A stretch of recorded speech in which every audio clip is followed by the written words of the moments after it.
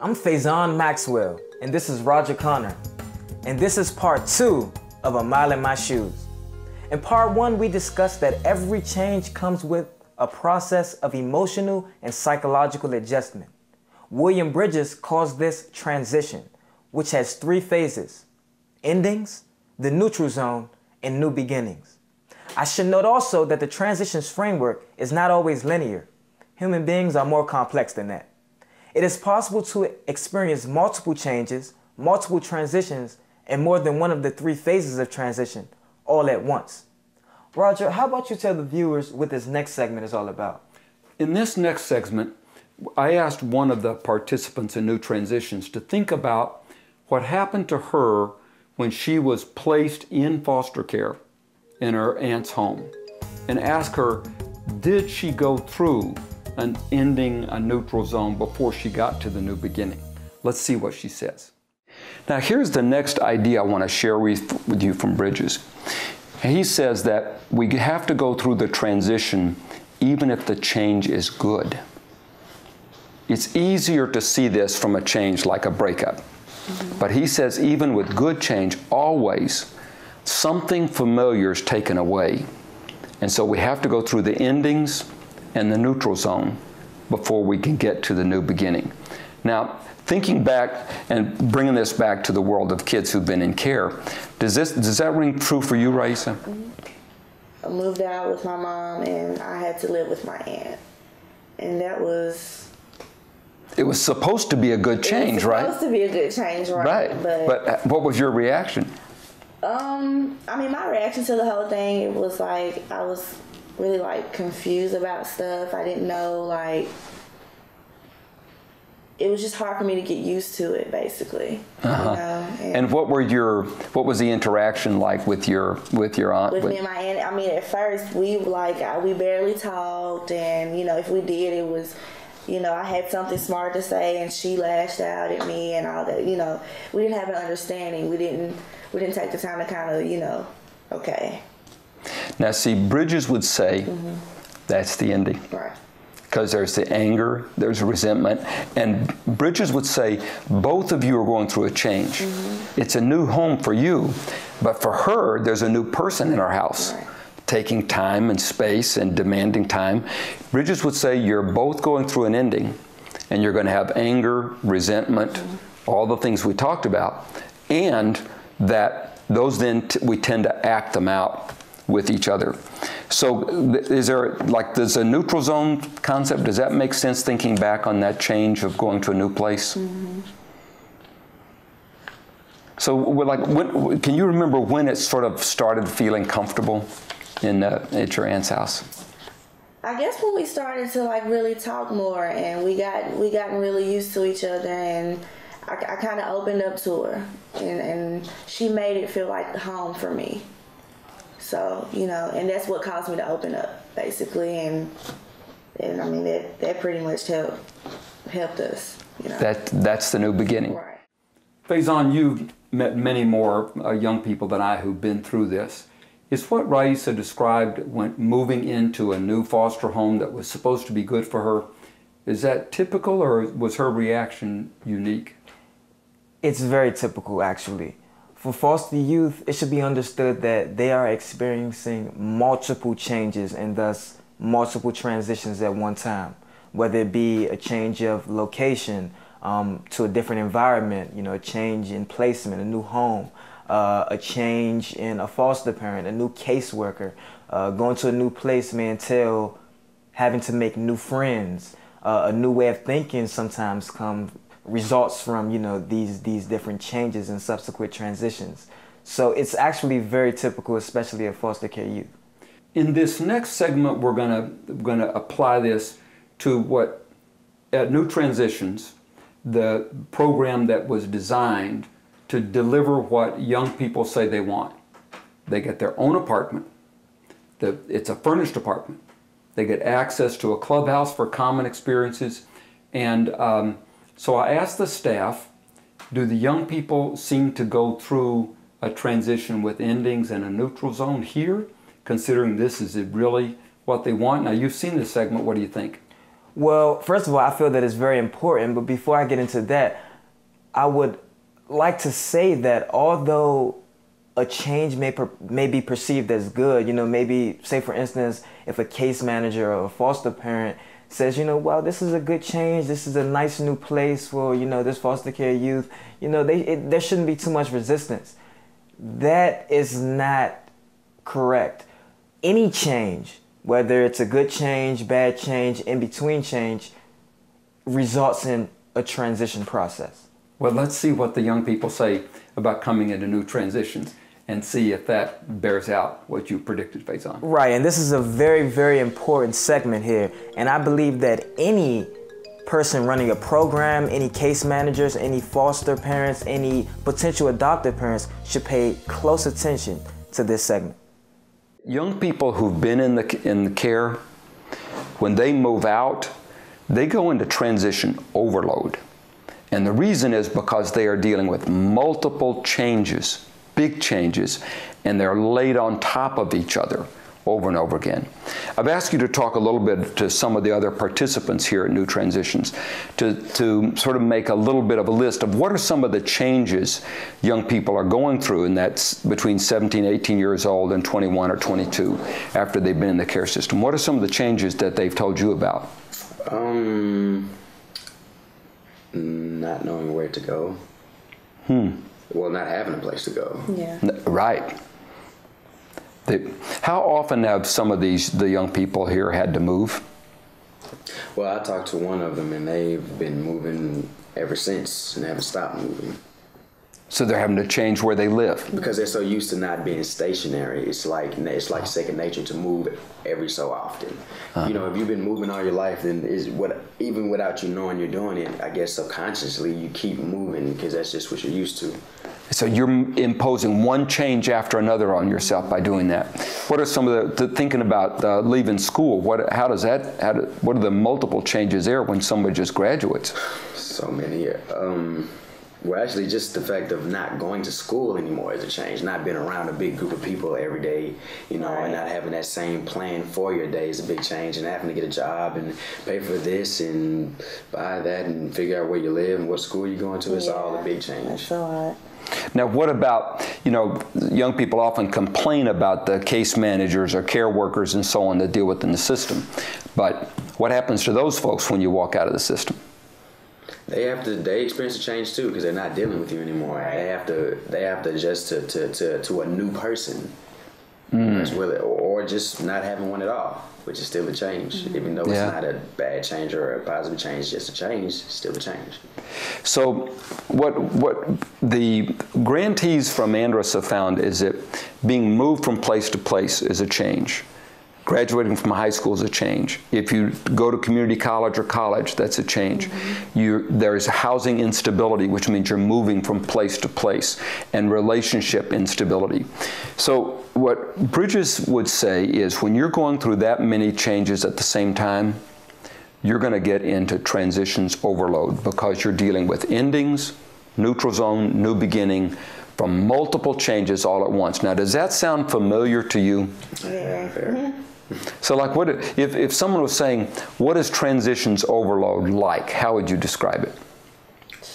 Overwhelming. That's the number one. So much going on. I mean, I know a lot, if not just myself, I know a lot of young people, especially coming out of school, it's like almost a total shutdown for a while. No one wants to do anything right after school because you don't know what's going on. I mean, you don't know your next move. You can't just have something new and just immediately adjust to it.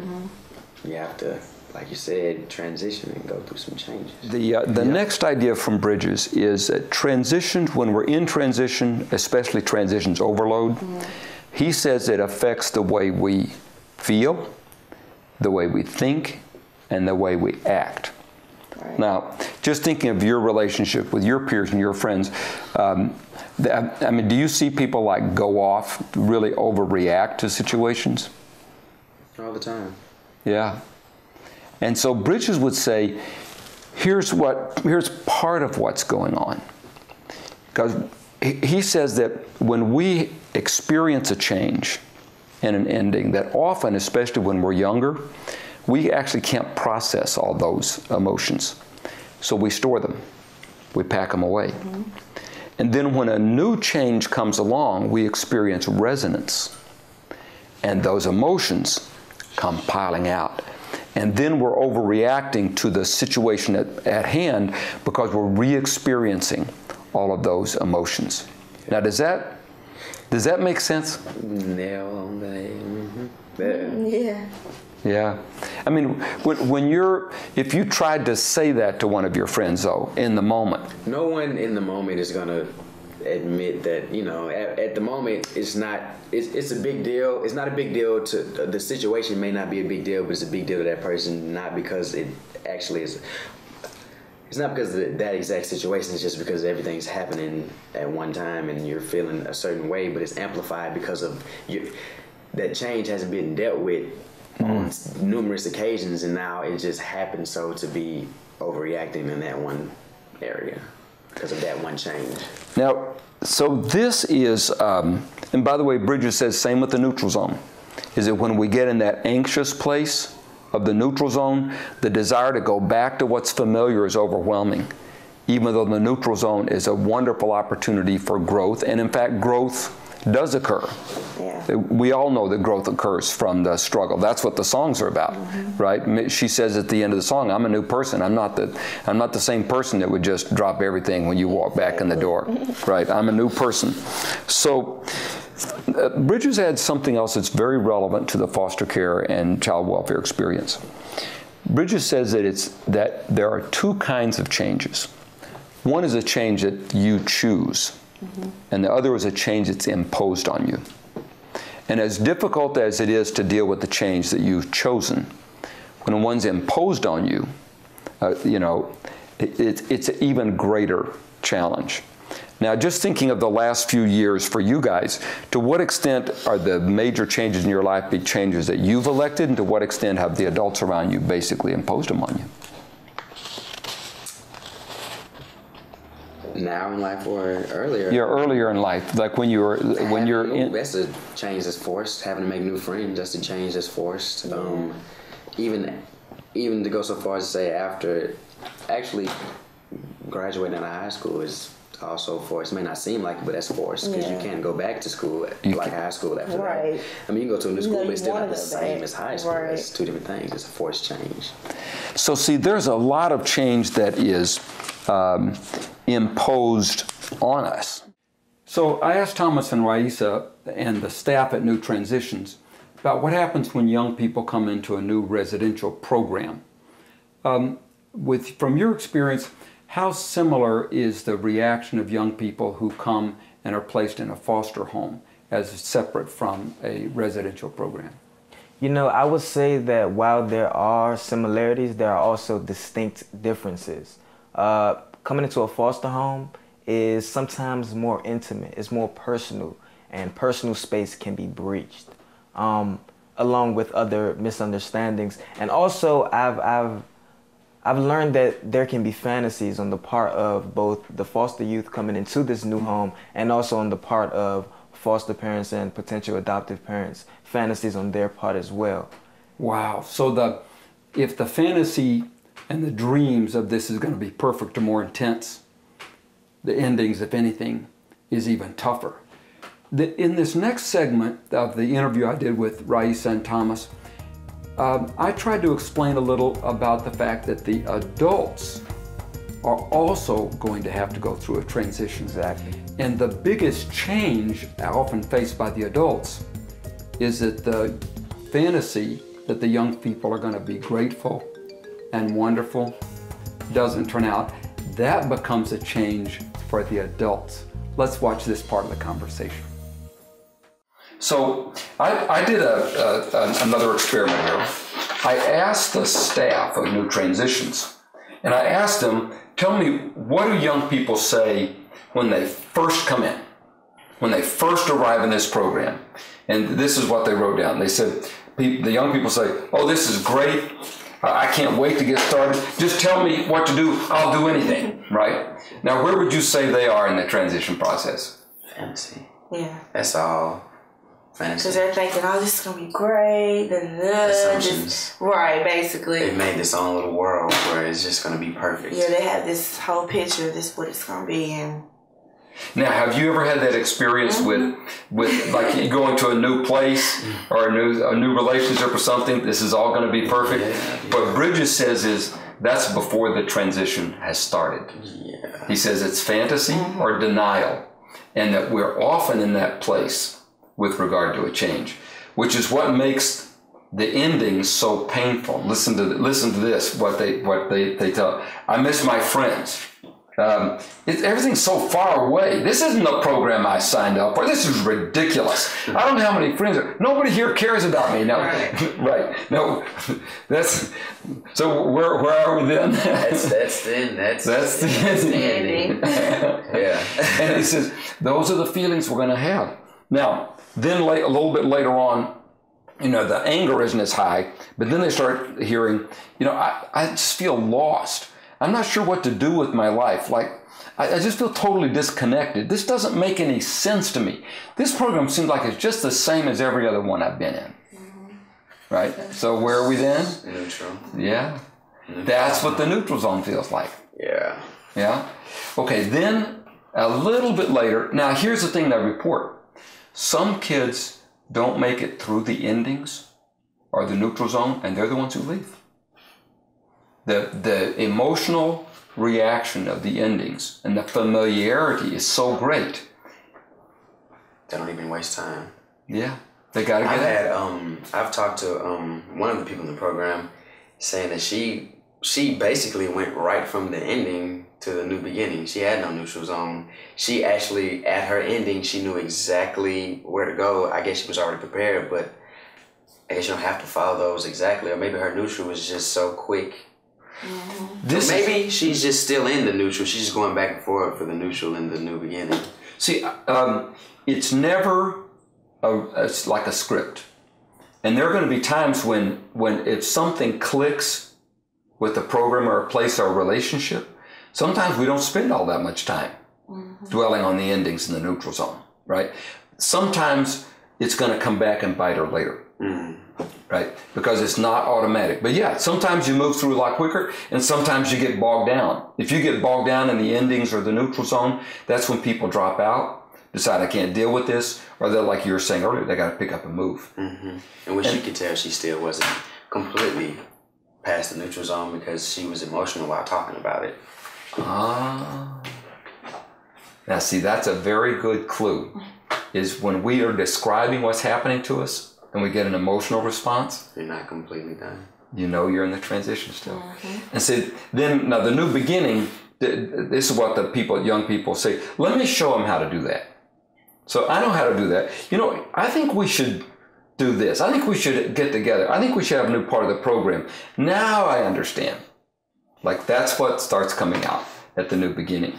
But now Bridges also says, like you were saying, how do we know we're through the transition, right? And he says, when we can look back on it and say something like, do you remember back when I first came in here and I was so lonely and I didn't know anybody? Yeah, I can't, but I'm just amazed. Right, you can laugh about it. Yeah, when you can look back on it and laugh about it, he says, that's when your transition is completed. So, let's think about this now. Young person comes into a program. At first, this is great. I'm so grateful. And then they start coming out with, this is ridiculous. Nobody cares about me around here. Now, what do you think that effect is on the adults who are running the program?